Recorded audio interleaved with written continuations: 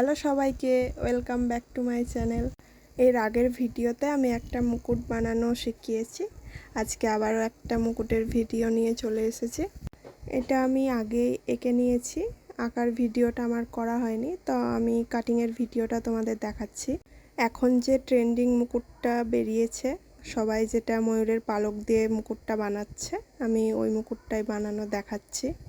আমি পেপার কাটার জন্য pen knife use করি আর তার সাথে কাঁচি ইউজ করি। তোমরা যারা বানাও মুকুট বা নতুন বানাচ্ছ তারা পেন নাইফটা ইউজ করো, দেখবে খুব সুন্দরভাবে কাটতে পারবে। আর শোলা কাটার জন্যে আমি নর্মাল ব্লেডটা ইউজ করি, ওতে শোলাটা খুব ভালো কাটা যায়। কথা বলতে বলতে দেখো আমার প্রায় কাটিং কমপ্লিট হয়ে, এবার ময়ূরটা কেটে নিলে আমার কাটা হয়ে যাবে। তারপরে এটা আমি থার্মোকলের প্লেটে আঠা দিয়ে লাগিয়ে তারপরে বেসটা কাটিং করব। আর তোমরা যদি জানতে চাও আমি এই মুকুটের মাপটা কিভাবে নিই আর মুকুটের হাইটটা কতটা রাখি, কিভাবে আঁকি ডিজাইনটা, তাহলে আমাকে কমেন্টে জানিও, তাহলে এটার আমি ফুল ভিডিও দেব যে কিভাবে আঁকতে হয়, কিভাবে মাপটা নিতে হয়। আর পেপারের কাটিং করার সময় একটু সূক্ষ্মভাবে কাটতে হবে। আমি শুধু পেপারের কাটিংটাই ভিডিওটা নিতে পেরেছি, বাকি থার্মোকল প্লেটের উপরে আঠা দিয়ে লাগানো, কাটিং করা এসব ভিডিও নিতে পারিনি। তো আমি বাকি কাজ শুরু করে দিয়েছিলাম, আমি ওইগুলোর ভিডিও করেছি, আমি যেগুলো 3D ভাব অ্যাড করেছি। তারপর এটা যেটা আমি অ্যাড করছি এটা হচ্ছে জারদোসি, এটা জরি না।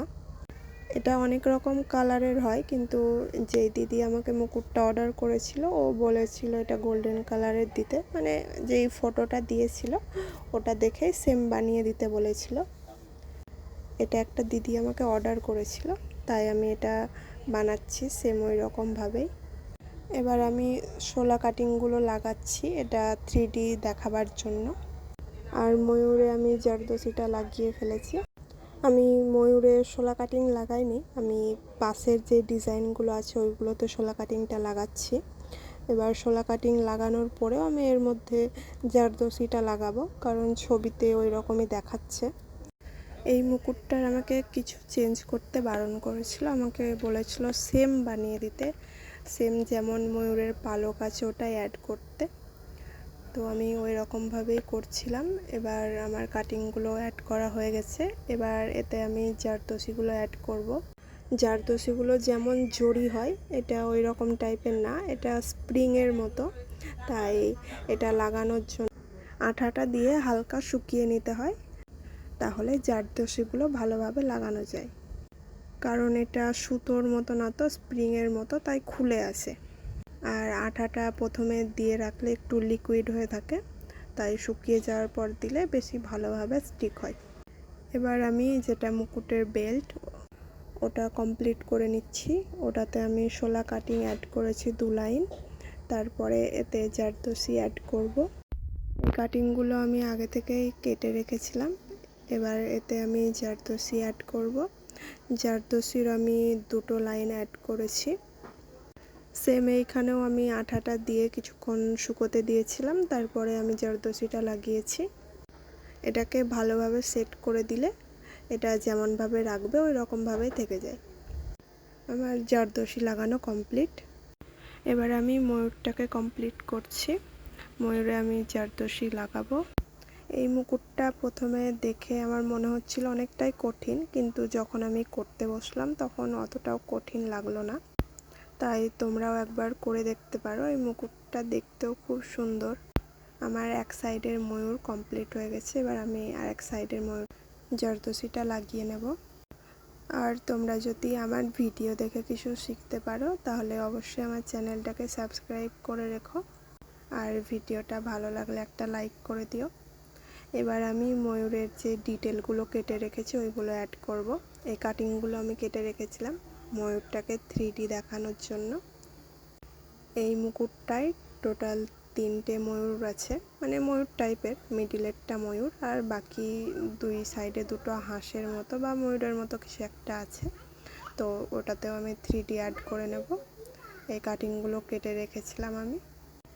এই কাটিংগুলো বসানো হয়ে যাওয়ার পর তারপরে আমি একে একে বিডসগুলো পুঁতিগুলো অ্যাড করব। সবগুলোই একই রকম সাইজের হবে না, কিছু কিছু বড় থাকবে, কিছু কিছু ছোট। এবার আমার কাটিংগুলো লাগানো হয়ে গেছে। আমি ময়ূরে গোল্ডেন বিডস লাগিয়েছি। এবার একে একে সবগুলোতেই বিডস লাগিয়ে নেব। প্রথমে আমি সবতে আঠা দিয়ে রাখছি যেন আঠাটা একটু শুকিয়ে যায়, তাহলে ভালোভাবে স্টিক হবে। এইগুলোতে আমি সবতে অর্ধেক পুঁতি লাগিয়েছি, সব বড় সাইজের। এগুলোর সাইজ হচ্ছে 8 mm। আমি একসাথে সবগুলোতে লাগাবো। এর আগেও একটা আমি মুকুটের ভিডিও দিয়েছি, ওই মুকুটটা হচ্ছে সাবেকি মুকুট। তোমরা ওই মুকুটের ভিডিওটাও দেখে নিতে পারো। আর তোমরা কি বুঝতে পারলে না বা কি আরও জানতে চাও, ওটা আমাকে কমেন্টে জানিও, আমি অবশ্যই বলবো। আমার এক সাইডের পুঁতি লাগানো কমপ্লিট। এবার আমি আর এক সাইডে লাগিয়ে নেব। পুঁতিগুলো লাগানোর পর আমি ময়ূরের যেগুলো ডিটেল অ্যাড করার আছে আরও, ওইগুলো লাগাবো। আমি ময়ূরে একটা লোটাস লাগিয়েছি আর দুই সাইডে দুটো স্টোন লাগিয়েছি, দুটো ময়ূরে। আর দুটো পাতায় দুটো ড্রপ শেপের পুঁতি লাগিয়েছি। আর এই পাতাগুলোর উপরে আমি 3D কাটিং অ্যাড করে তারপরে আমি পুঁতিটা লাগিয়েছি। আমার মুকুট প্রায় কমপ্লিট। এবার শুধু যেটা মুকুটের বেল্টটা আছে, ওই বেল্টটাতে পুঁতির চেন অ্যাড করতে আছে আর জড়ি অ্যাড করতে আছে, তাহলে আমার মুকুট হয়ে যাবে।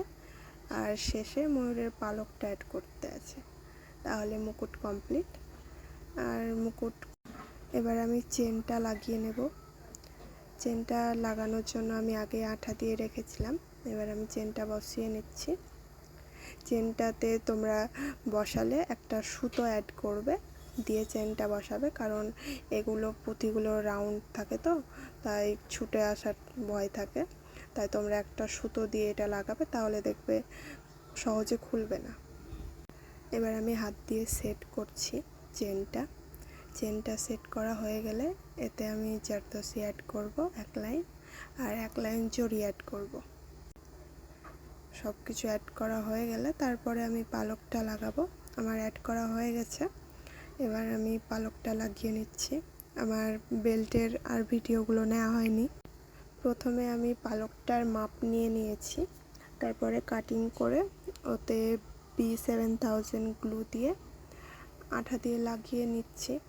কিন্তু লাগানোর পর আমার মনে হলো পালকটা বড় হয়ে গেছে, তাই আমি আবার খুলে নিয়ে ওটা ছোট করে তারপর ওখানে বসিয়েছি। আমার বসানো হয়ে গেছে পালকটা। এবার যেইগুলো সাইডে বেরিয়ে আছে ওইগুলো কাটিং করলে মুকুট হয়ে যাবে কমপ্লিট। তোমরা মুকুটের ফাইনাল লুকটা দেখে জানিও মুকুটটা কেমন লাগছে।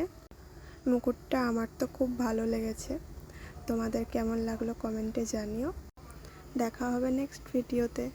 ভিডিওটা শেষ পর্যন্ত দেখার জন্য থ্যাংক ইউ।